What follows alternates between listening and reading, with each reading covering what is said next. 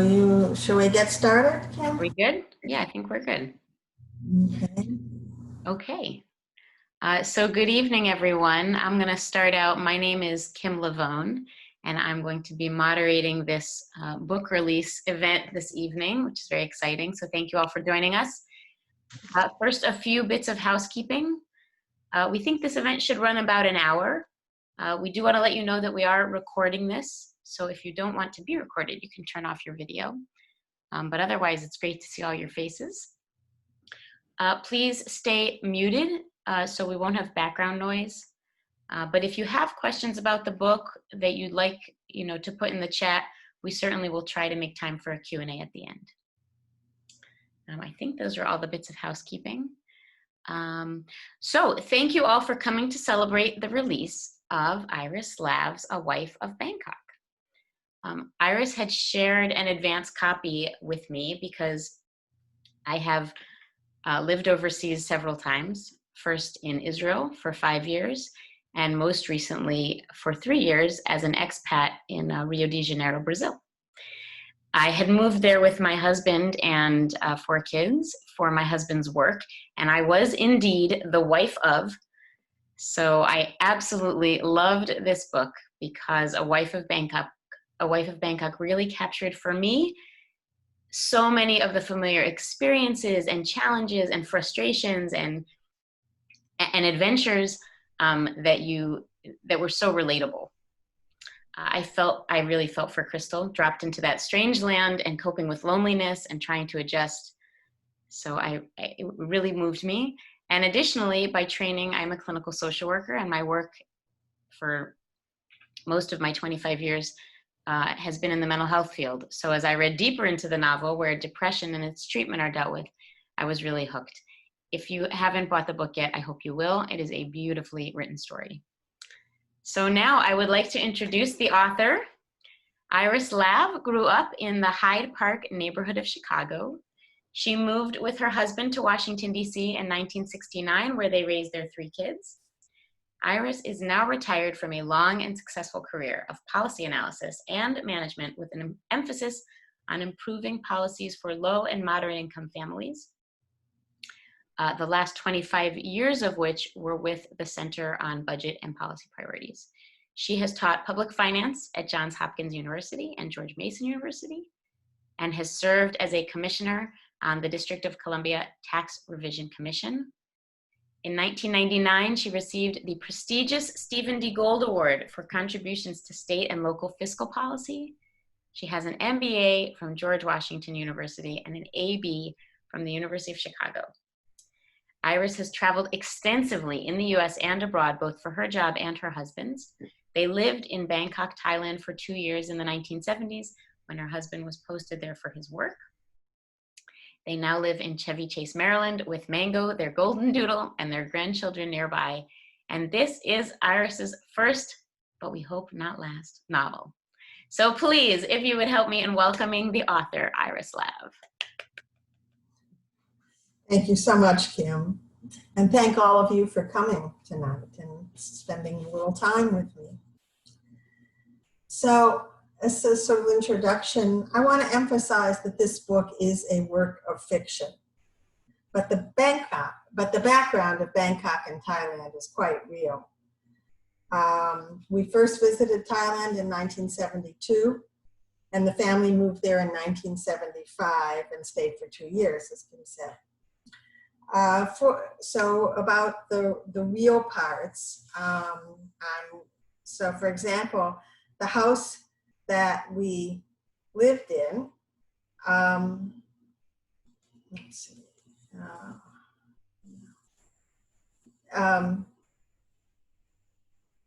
where'd it go? Okay, never mind. I had it, but it's not there now. So the house that we lived in there was very much it's very similar to the house that was described in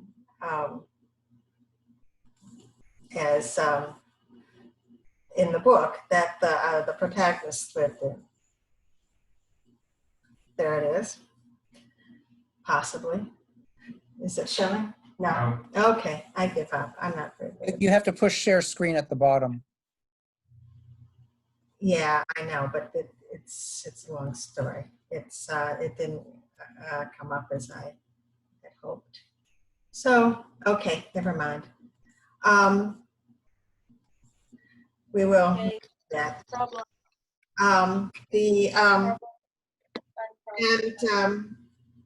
All of the characters in the novel, except a couple of the public figures that I mentioned, are fictional. The experience of the characters in the novel are also fictional, with the exception that some of the trips around the country that Crystal takes are loosely based on ones that I took. So I started writing this book after I retired from policy work in the beginning of 2016. Now, some of you on here know that I went back to work after that, but anyway, my first retirement in 2016. So I thought, you know, my friends really always enjoyed when I talked about Thailand, but I didn't really want to write a memoir for a lot of different reasons. And a memoir would have been far less interesting and exciting than the fictional characters and events in the novel. So, and as you've probably heard and some of you have read, Crystal had a really hard time adapting to. My experience differed. I mean, we had a good time there. But like her, I was initially pretty upset about the idea of leaving my job, which I liked. And I'd always worked, and I couldn't imagine not doing so, but I tried a bit when we got there, but I couldn't get a work visa. So then I adapted. Many of you know I like to be busy. So I found ways there. I learned the language. I taught in the synagogue religious school. I participated in something called the National Museum Volunteers, which I talk about a fair bit in the book, and I have Crystal participating in that. I played bridge. I organized a play group for our son, who was born just a couple months after we got to Thailand. And we entertained and we traveled. So, but I was able to do all that, but Crystal, my character in the book, had a very different personality, a lot less self-confidence, and she had a somewhat more sheltered upbringing, and her parents died when she was a teenager. She had a lot of baggage, and most importantly, she had a lot, Crystal did not have support from her husband, but of course I did. The book is in large part about Crystal's resilience, how she ultimately was able, with appropriate help, to find her way. So I'd like to mention that I'm grateful to the publisher, She Writes Press, and their model of publication. You know, when I wanted to write this novel, but I didn't really know what I wanted to do with it. And it's so hard to get published if you don't have a platform, if you're not known as a fiction writer. And I didn't, you know, and at my age, I didn't want to spend, 5 years trying to find someone willing to publish it. So that it's a hybrid model, but they give a lot of support, and I'll talk about some of that in a bit. But without them, I don't think I could have brought this book to light. So speaking of support, I'd like to talk a little bit about the cover. The cover was designed by the publisher, and I loved it at first sight. An orchid is the national flower of Thailand, and there are many orchids everywhere there. And the glass over the orchid reminds me of Sylvia Plath's book, The Bell Jar, in which she described her mental illness as follows. To the person in the bell jar, blank and stopped as a dead baby, the world itself is the bad dream. So when I first read The Bell Jar in the 1960s, it had a profound effect on my view of society's treatment of women in the workplace, and also my understanding of mental illness. So I'm really delighted that my cover is some reflection of that powerful book. So at this point, I'd like to read two selections from the book. The first one is from when Brian first comes home and tells Crystal that they have to move to Thailand. And here it is, Crystal speaking to the children who have gotten, wait a minute, how are we going to do this? So Crystal says, your father and I agreed that he'd go ahead and we'd stay in Pico City until school finishes in June, Crystal said. She kept her tone even. She was roiling inside. Brian had come home yesterday and told her that the company needed him in Thailand immediately. He was just going to walk out with his suitcases. All the household packing, all the arrangements about what to take and what to leave, what to do with the house and cars, all the shopping for things they would need to take to Bangkok. She suspected that all that would fall to her to accomplish. At this point, she couldn't even imagine what that would entail. But it did occur to her that Brian had never asked her if she would be willing to go, or if she would be willing to take up the responsibility for making the arrangements for the move. He had just assumed that she would be a good wife, following her husband and doing what was necessary. And she was going along with it, she thought, so she guessed she was. And the next selection I'd like to read is Fast Forward. This is the second, so Brian went ahead, Crystal stayed home until the children finished the semester, about 2.5, 3 months. And this is the second day after she arrived in Thailand. By this time, Crystal was feeling her jet lag. They went back to the hotel, and Lisa and Tim, their children, headed for the swimming pool. She didn't feel up to going with them. She stretched out on the bed and soon fell asleep.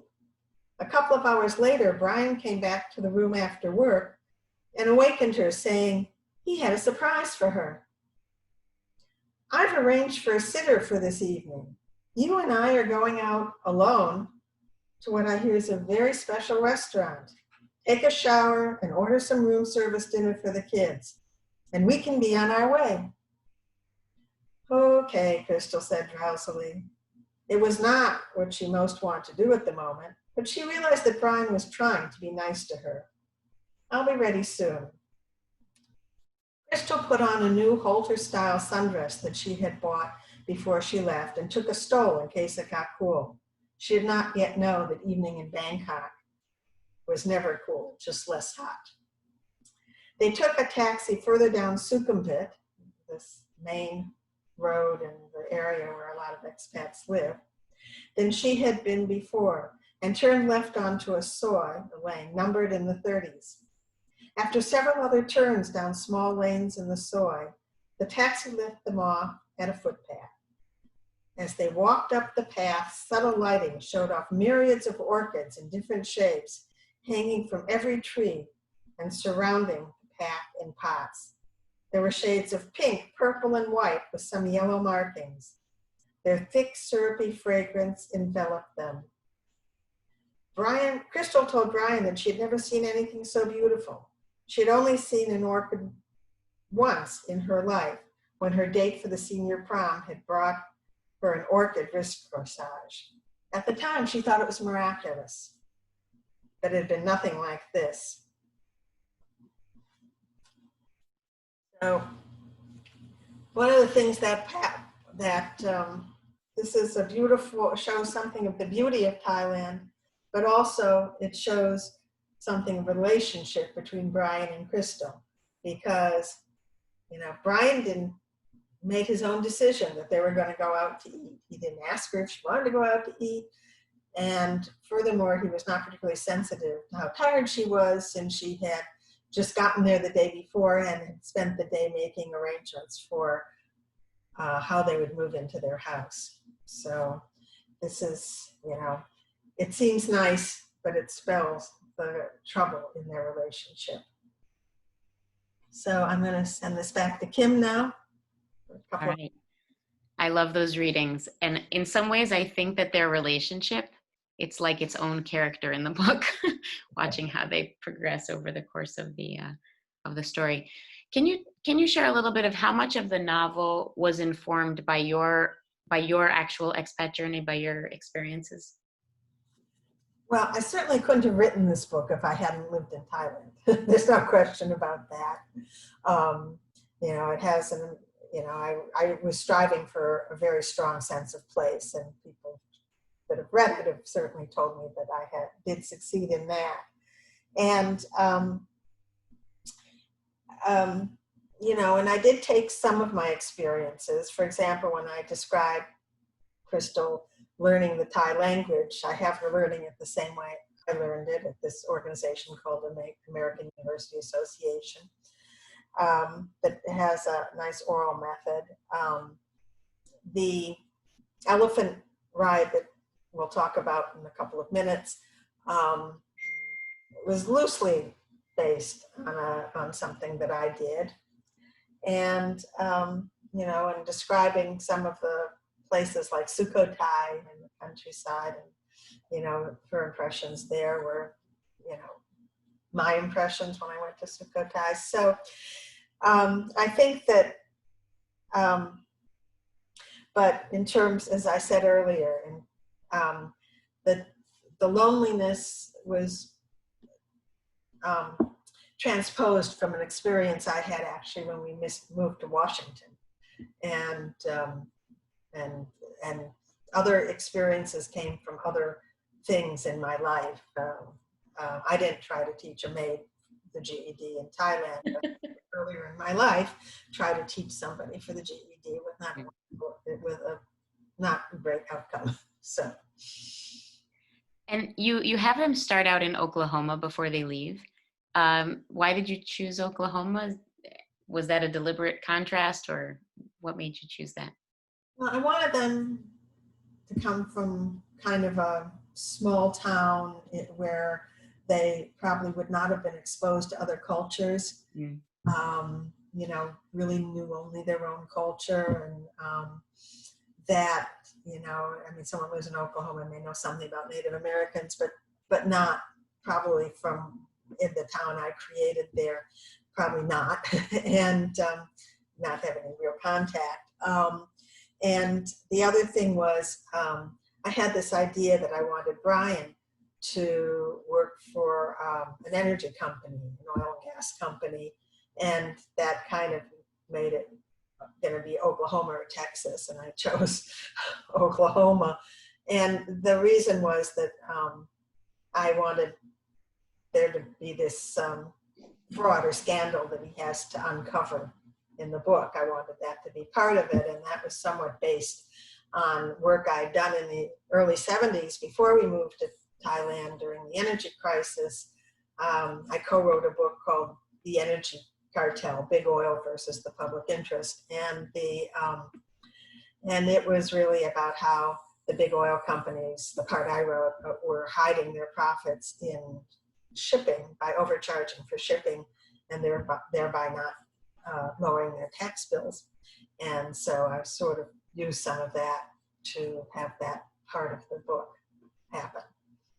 This is so much fun to listen to, because I can see you took like parts of your life and then you rearranged them and gave them new names. It's great. One of the wonderful things about traveling, and certainly living in another place for a long time, is that you can have a chance to become an expert or familiar with new areas that maybe you never would have been exposed to before. And I'm thinking how you've become very knowledgeable about the Thai elephants, and that's something you've actually written about, even including up until now, how they're managing under COVID. Can you talk about where that interest developed, and maybe read a little bit from the book about that? Sure. Well, I've always sort of liked elephants, but, before we moved to Thailand, they were an animal in the zoo. And so, the elephant is the national animal of Thailand, and they make a big deal about it. There are white elephants belong only to the king. And it used to be a war animal. They did war, made war from the back of elephants. And then elephants, when we were there, were very important in the logging industry. They were used to move the logs around and get them down, float them down rivers and so forth. And so I'd always wanted to ride an elephant. And so the National Museum or volunteers at the National Museum did a trip to the Northeast to to a logging village where we rode elephants, as in the book, through the jungle to a Buddhist monastery, and gave the monks some cloth there. Some of their orange uniforms, sort of, not uniforms, whatever they're called. And I can read about that here and a little bit about it, and then talk about what's happening today with elephants. There were 7 elephants for the 28 of them. Each elephant had a mahout, a driver on its neck, and a wooden howdah with low sides on its back. 4 people would sit on each howdah for the trip into the jungle. The village had a high platform with steps leading up to it that was used for mounting elephants. One by one, the women and Vlad, he's their guide, got onto the elephants and sat cross-legged on the howdah on the elephant's back. Crystal's hand was shaking as she climbed from the platform onto the howdah. As she sat down, she clasped her hands in front of her to hide her nervousness. She looked at the other 3 women already sitting there and noticed that one seemed pale and the other 2 appeared to be clenching their teeth in an effort to control themselves. Crystal said, "We certainly are sitting high up here." One of the women looked at her and nodded. The other 2 continued to look down at their laps. Perhaps, she thought, they're too scared to respond. The mahouts guided the elephants onto a track that led into the jungle, which began quite close to the village. Entering the jungle, they followed a narrow dirt path, not always fully distinct. But presumably this was Old Hat, the mahouts, and the elephants followed each other quite closely in a line. The jungle trees, many with vine-covered trunks, were thick on either side of the path. The trees towered beyond the point where their tops could be seen, even from the height of an elephant's back. Broadleaf plants, intensely dark green, competed with lighter green vine ground cover to fill the lower levels of the jungle between the tree trunks. There was a semi-darkness because of all the trees and leaves, relieved by light streaks as the sun found paths through the leaf cover. After about 15 minutes, when they were quite deep into the jungle, the elephant on which Crystal was riding got out of line, veered off into the thick vegetation on the side of the path, and began to eat. So I'm going to stop there. I'm not going to tell you what happened, but you have to read it. But so that's when elephants were used for logging. But around, I believe it's 1989, Thailand banned logging, period, for ecological reasons, and which was a good thing. But what happened was there were all these elephants and their mahouts, and they had to be fed. And so they started walking them through the streets, begging them. And also there were these sort of camps, tourist camps founded where people could ride elephants and feed them and do things like that. But it turned out that they were really the elephants were not treated very well at the camps. And they were trained to do tricks like paint a picture or play soccer or something. And they were trained using very harsh, painful methods. So it's turned out that it's really frowned upon to do what Crystal does in the book, or what I did, which is to ride elephants these days. But there are there are now sanctuaries They're still camps, but they're sanctuaries where they've taken elephants and they live in a more natural environment. And people also, it's also dependent on tourism, but it's much nicer to the elephants. What's happened with COVID is, I mean, at the beginning of the pandemic, Thailand shut its doors to tourism. You know, they're still shut. And so there's no tourists. And so there's no revenue in either the bad camps or the good sanctuaries. And so it costs anywhere from like $400 to $1,000 a month to feed an elephant. They eat a lot. And the mahots have to be paid. And this is really a pretty big crisis. And there's a very good organization called Save Elephant. It's at saveelephant.com. And you can see what's going on. If you want to look that up, you can see what's going on there. And it's a pretty good organization to which to contribute as well if you care about elephants. Thank you. I just want to mention that I appreciate people are putting their questions in the chat. We definitely see them, and we will definitely make some time to do the Q&A at the end. So it's great that people are putting some questions in there. So Iris, we definitely cannot talk about this book without talking about Crystal's breakdown and the mental health treatment that she gets and her experience with that. I'm curious, how did you do that research, and how did you want to approach that in terms of her character development?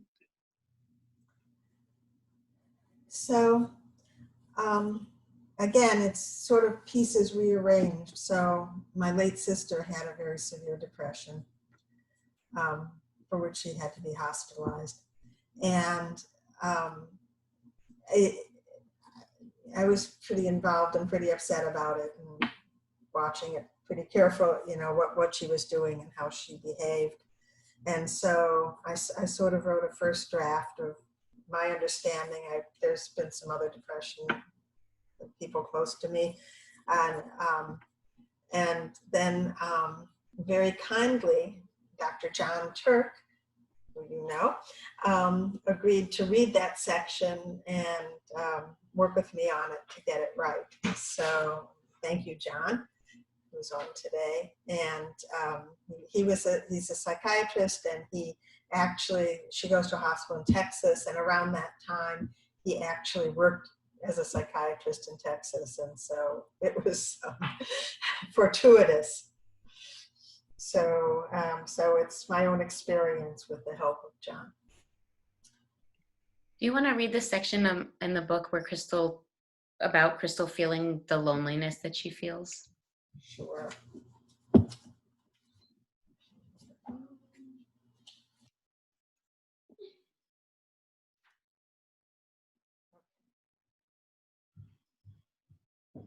situation got worse.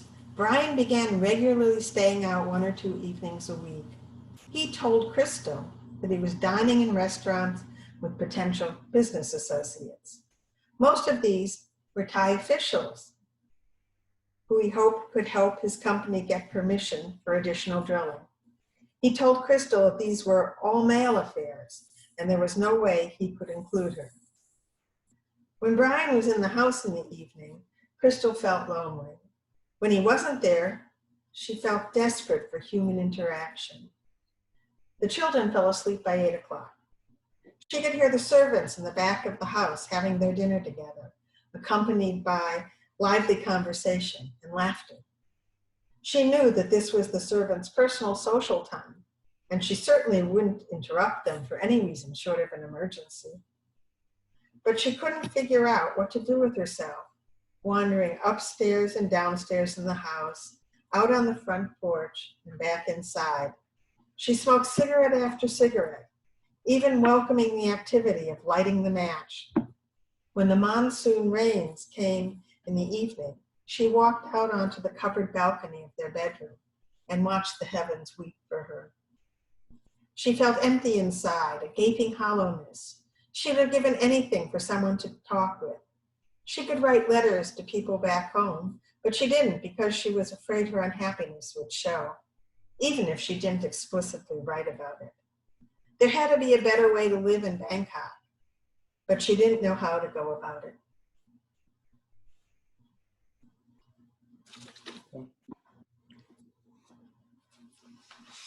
What would you like your audience to take away from Crystal's journey?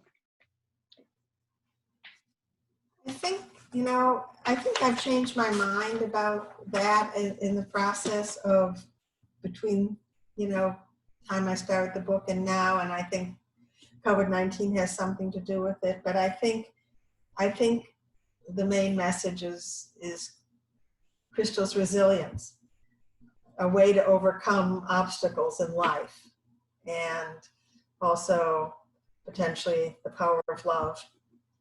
But I think she had to deal with a lot, and she eventually found a path through it with help, which was good.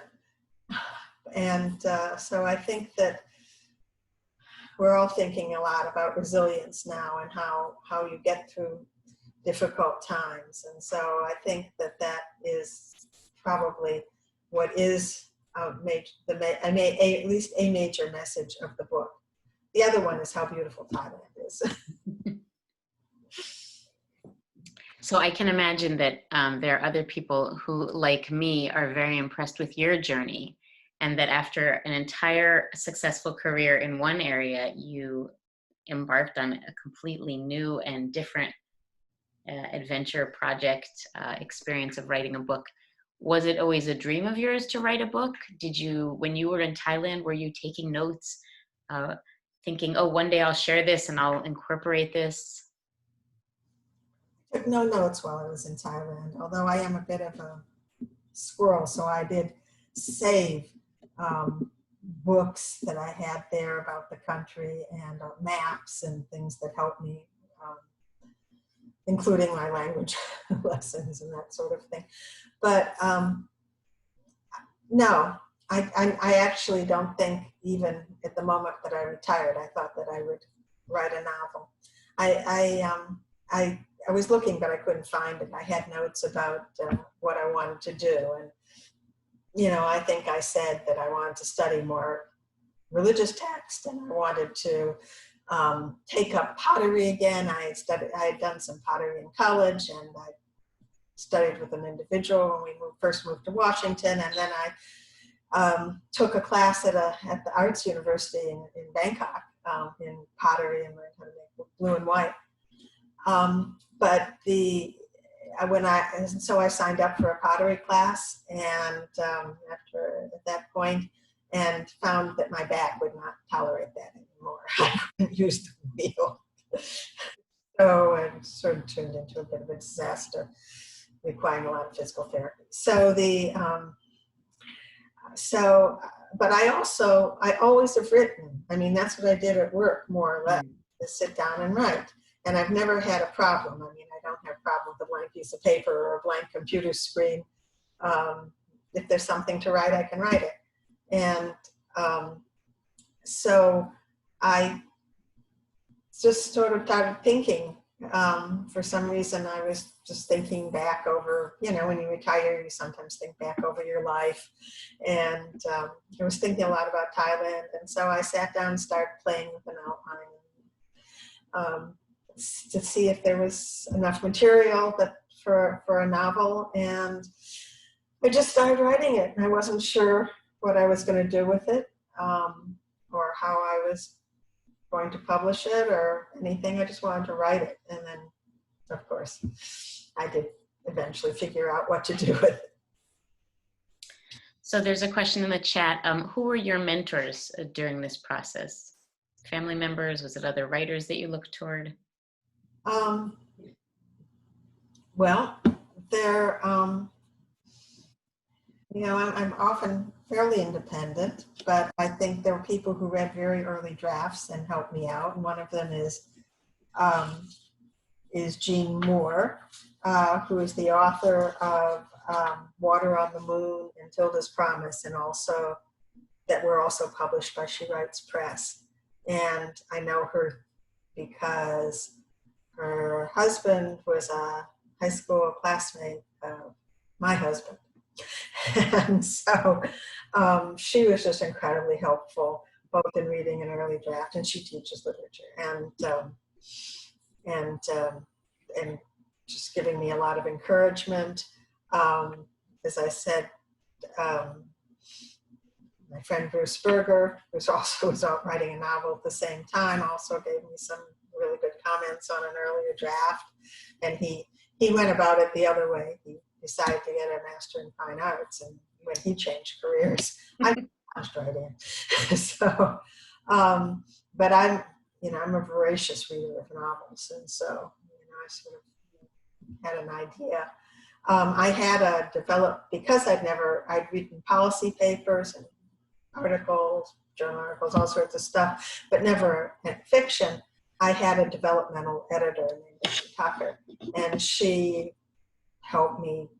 We looked at it chunk by chunk, and I learned what's different about writing a novel than writing a policy paper. Very different rules, as you were. And then, as I said, for specific pieces of it, John Turk helped me with all the mental health parts of this. And sort of toward the end, my friend Kanita Misuk, who I first met when we lived in Thailand, and then who Washington, and later Hawaii, helped me make sure I didn't make any mistakes with respect to the culture and religion and things like that. And so she gave me some really great comments on kind of the last draft. It's great. It is really great to hear that whole process. I think I'll just maybe one or two more questions. So there's a lot of focus in the book about Crystal's wanting to be a good wife and her role taking care of the family, which gets a little usurped by having kind of a maid in Thailand.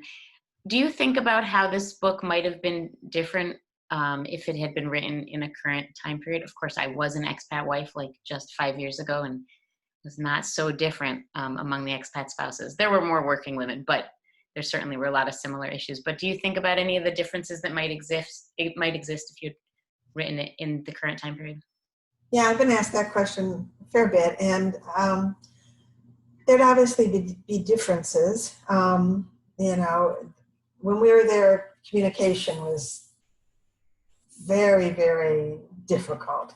The phone in our house normally didn't work, and the only way you could make international calls was by going down to the central post office at midnight and booking a call. Television was just began the second year we were there, and it had very little on it. And of course, there was no social media, no anything. I mean, there wasn't, even fax machines yet. I guess there were, but we didn't have them there. It's pre-computer. So those things would be different now, but I think it's still possible to be lonely and to have depression, even with all those things. So in recent research that I looked up,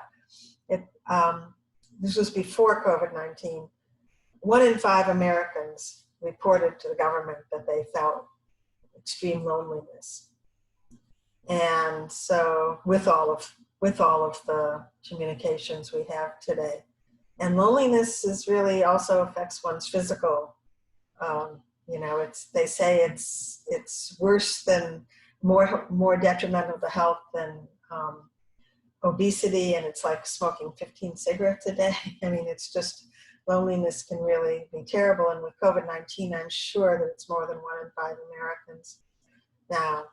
And other research on sort of management research and what happens when people get sent overseas found that expats were 2.5 times more likely than people living in the United States to become depressed, to have a severe depression. So I think that it could be a little bit different now, but I think it still would be, someone in Crystal's situation with a husband that's doing what her husband is doing, and without kind of a ready-made circle of friends there. I think that it still could have happened very similarly to the way I have it in the book. Someone in the chat asked if there's any significance to the name Crystal. No. I looked up common name in the Social Security rolls by year and by state, and I picked one. Great. And someone else asked, even though the character is not Jewish in the book, we know obviously that's a big part of your background and life experience. Were there any Jewish themes that you incorporated or thought about as you were writing the book? No, I have one small comment in there about how in the museum group, volunteers for the National Museum, the Jews tended to stick together, and it was hard for her to break in, the Jewish women, which is true. And actually the whole museum volunteer group, I recently learned, was started. I didn't know that before. I just read that today. Actually was started by 3 Jewish women.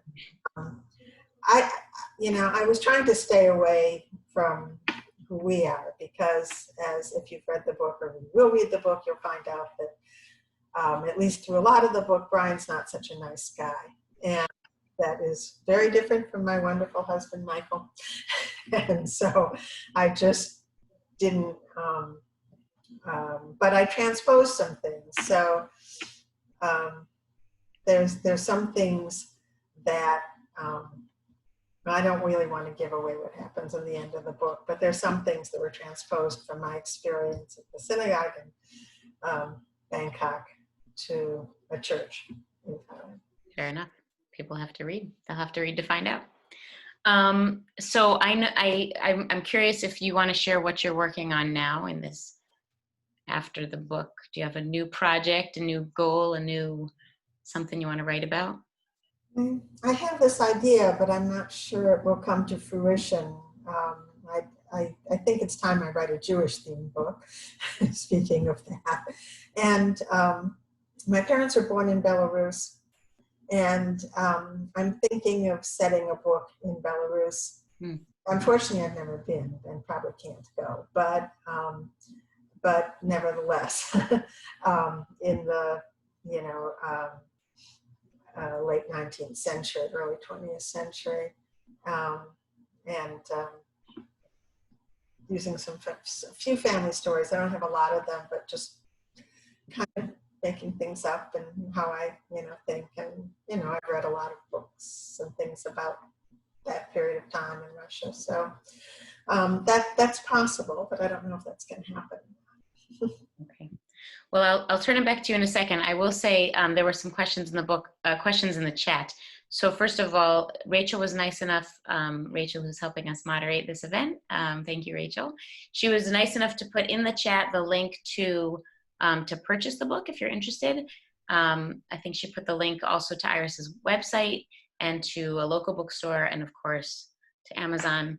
And I would, it's just such a great story. And so I would highly recommend getting it, or, it's on Kindle, so super accessible. And Iris, I will turn it back to you.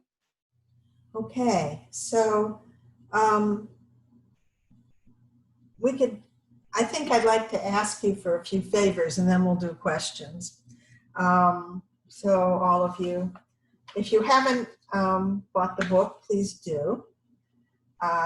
It's available wherever and however you buy books. And if you want to go to my website, irismitlandlab.com, you can find links to the various different ways to buy the book. If you like the book, please review it on Amazon or Goodreads. So Amazon's a little picky about who they'll let review it. And they won't always publish it if they think you're my relative, or if I've reviewed your book, or some other, they have their algorithms. I think it's less so on Goodreads, which is really important because what's on Goodreads gets distributed to a lot of libraries and things like that. So mention the book in your social media if you really like it. I'm available to speak to book clubs, so let me know if you're in a book club that might want my participation. And request the book at your local libraries, even if you bought the book, because if libraries get requests, they buy books. So they want to know there's some demand for them. So, okay, should I just look at the chat, or do you want to choose some? I've taken most of the questions from the chat. I wonder if, I don't know if there are other people who have questions, that if you want to raise your virtual hand, or someone said, please speak at a Coal Machine Book Club. Maybe you'll be lucky enough to get her. I don't know. It's very busy schedule, busy. And someone else asked if it would be on Audible, which would be super cool. So other people, if you have questions, of course you can raise your virtual hand or pop a question in the chat.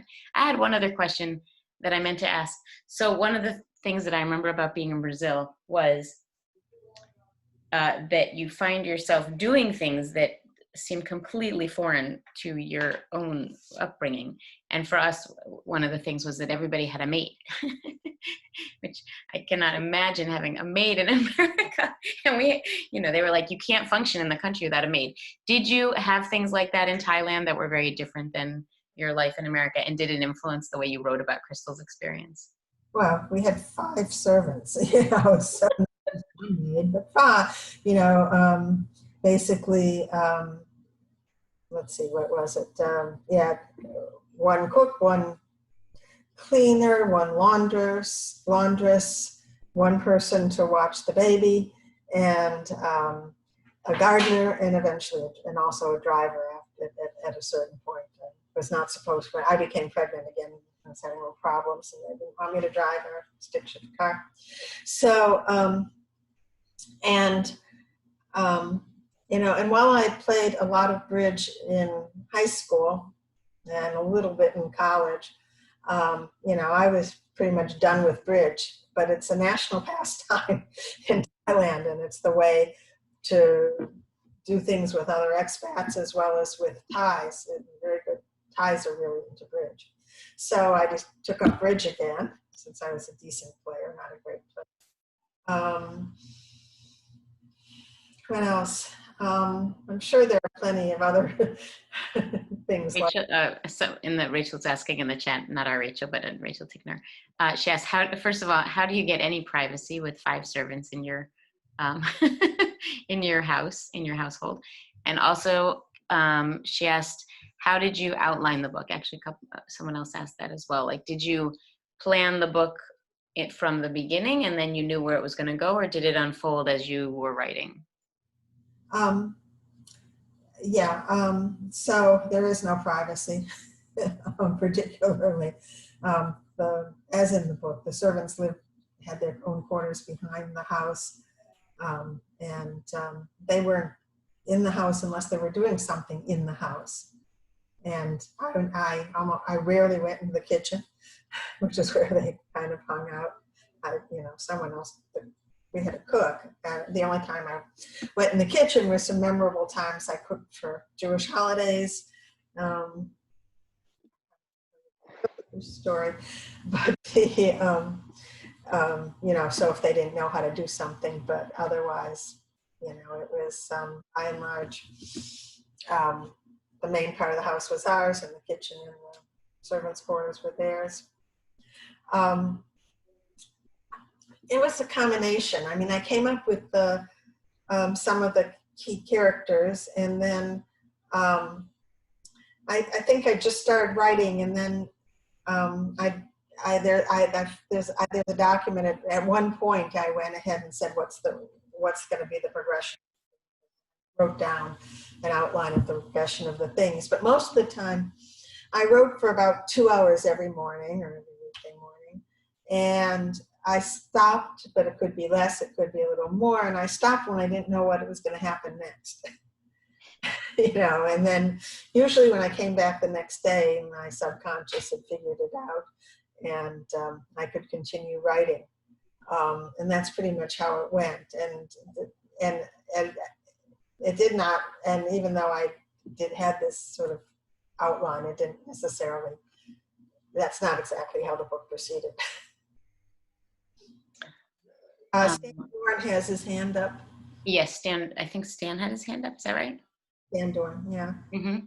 You want to unmute Stan? Thank you. First of all, thank you so much for doing this, Iris, and thank you, Kim, for hosting.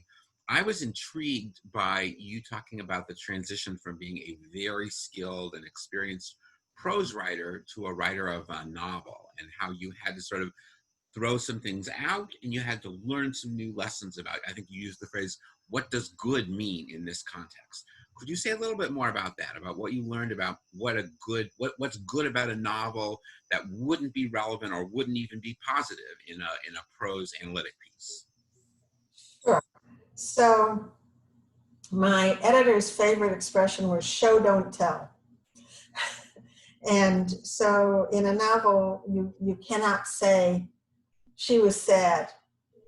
You had to, show her crying or show her pacing or doing something else that, indicated that she was sad. Or you could have her, in the book, I do this in italics, her inner thoughts.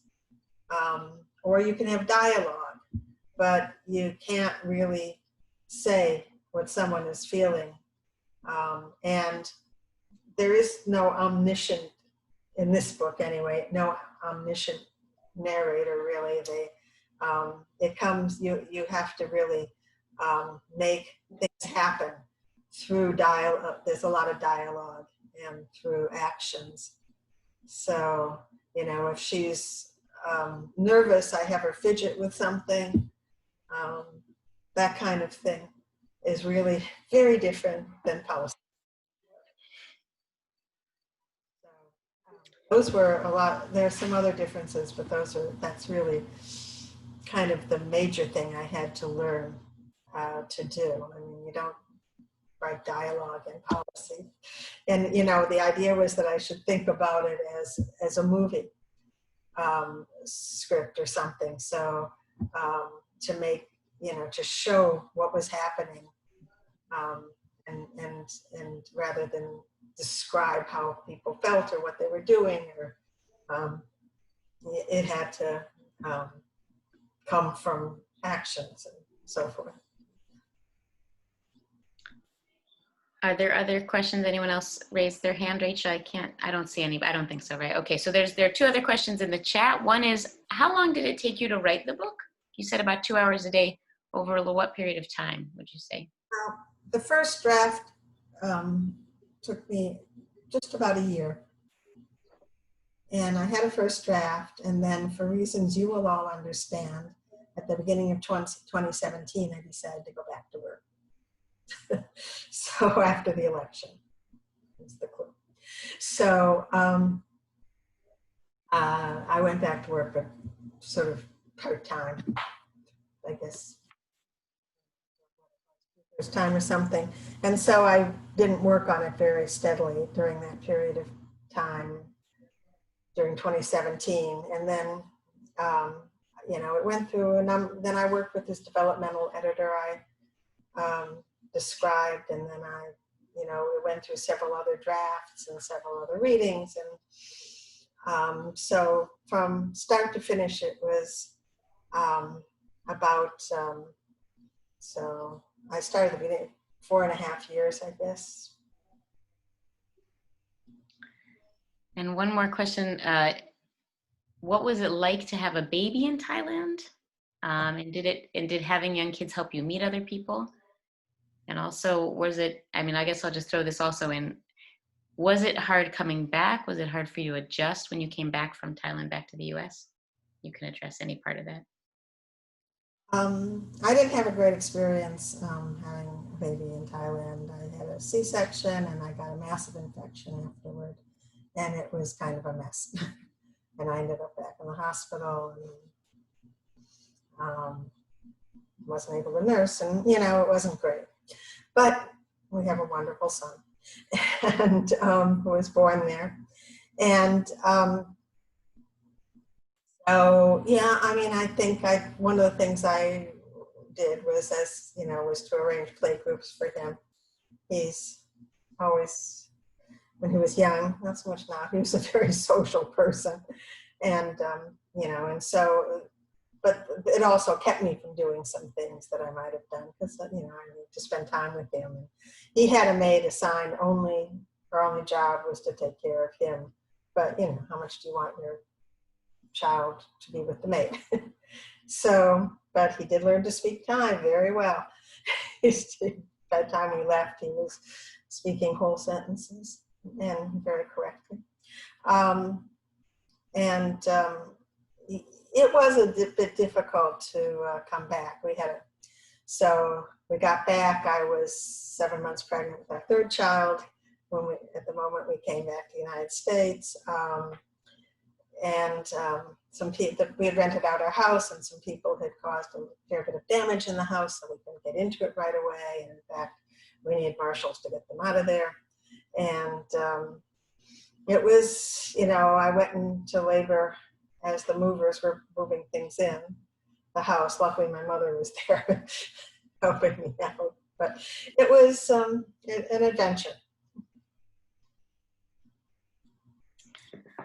Well, this has been really thrilling. I have to say, I love to spend some time with smart, awesome women, and this definitely was a great, great discussion. I so enjoyed hearing you talk about your process, your experiences. I think everybody really enjoyed hearing you talk about the book. So I just say thank you very much for inviting me to be a part of this. I guess I'll let you end the event officially. Maybe we'll stick around if people have other questions. But thank you very much, everybody, for attending, and thank you, Iris and Rachel. Thank you, Kim, for being willing to do this. Thank you, Rachel, for handling the tech. And I think in the course of it, I thanked many, or pretty much most of the people who helped me. Mike, my husband Mike, also read many drafts, and my daughter-in-law, Jane Gilvin, helped me find some of the research. She's a librarian, and when I needed some stuff, she was very helpful. And her brother, who's a pastor, a minister, helped me get some of the Christian parts right in the book. So, or referred me to someone who knew about Christianity in Thailand at the time. So thank you all, and you know, thank you for taking time out to listen to me. Iris, great job. Yeah, congratulations. Terrific. Congratulations. Thank you. Good job, Iris. So you Thank ready? you. You ready to get back in the saddle? We'll see about that. I don't know. Congratulations. Follow-up things to do here, and Tell Mike it's his turn. You know. pardon? Tell Mike it's his turn. Yeah. No, thanks. I prefer my Great job, Iris. Hi, Mike. How are you? Thank you. Thank you. Thank you. Hi, Iris. Good job. Thank you. Thank you for being on. Congratulations, Iris. Thank you very much, Iris. Thank you for inviting me. Here's the way the book looks, everybody. It was great. It was. Thanks, Iris. Thank you, Iris. This is Jackie, and congratulations. Oh, Oh, hakavod, Iris. thank you. Congratulations, that's pretty exciting. Yeah, I'm pretty excited. Awesome talk, Iris, from Andrea and Kevin. Thank you, and thanks for letting us join. We can't wait to read your book. Oh, great. Thank you. Talia. And Talia, yep. Someday. Hi, Andrea. Thank you, Iris. Michael, it's great to see you. Thank you for inviting me. I'll definitely choose it when it's my turn for book club. I really appreciate it. Thank you. Thank you. Ordering the book is next on our list of to-dos, and thanks for this. Good luck, Iris. It was a wonderful book. I enjoyed it immensely. Ellen, I'm so glad you made it on. I managed to Zoom, which is a miracle. So, Yes. hi, Michael. Iris, thank you for inviting us to your book talk. It was very enjoyable. Thank you, Erin. And good to see your faces. Yeah, we have to arrange set up something. And good to see you.